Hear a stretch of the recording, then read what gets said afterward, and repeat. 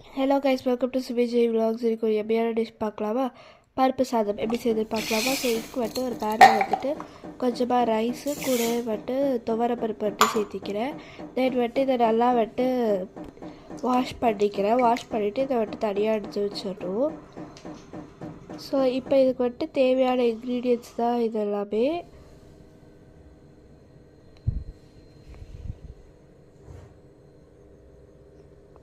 So இப்போ இது செய்கிறதுக்கு ஒரு பேனில் மட்டும் ஆயில் ஊற்றிக்கிறேன். தென் கூட கொஞ்சமாக வந்துட்டு வெந்தயம் மட்டும் ஆட் பண்ணிக்கிறேன். வெந்தயம் ஆட் பண்ணதுக்கப்புறம் கொஞ்சமாக இது கூட வந்துட்டு கடுகு மட்டும் சேர்த்திக்கிறேன்.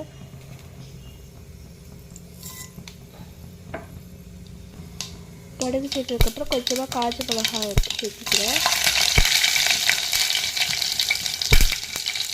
கூடவே வந்துட்டு பச்சை மிளகாயை வந்துட்டு சேர்த்துக்கிறேன். இது கூட வந்துட்டு ஜீரகம் மிளகு சேர்த்துக்கிறேன். தென் இது கூடவே கொஞ்சமாக வந்துட்டு சின்ன வெங்காயம் சேர்த்து ஆட் பண்ணிக்கிறேன். கூடவே கொஞ்சமாக கருவேப்பிலை ஆட் பண்ணிக்கிறேன்.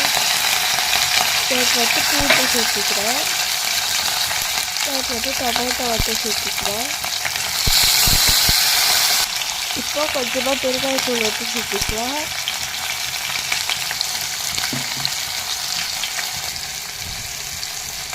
இப்போ அதை எடுத்து வச்சுக்கோங்க. அதுக்கு முன்னாடி வாஷ் பண்ணி வச்சுருக்க அரிசியும் துவர பருப்பு கூட சேர்த்துட்டு கொஞ்சமாக வந்துட்டு சால்ட்டு சேர்த்துக்கலாம்.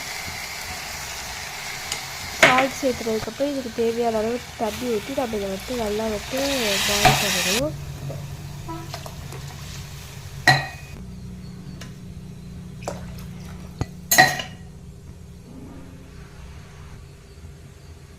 இது கூட கொஞ்சமாக மஞ்சத்தூள் வந்துட்டு சேர்த்திக்கிறேன். ஸோ இப்போ வந்துட்டு இதை வந்துட்டு நான் ப்ரெஷர் குக் பண்ணிக்கிறேன். இதை வந்துட்டு மூணு விசில் வந்துட்டு எடுக்கணும்.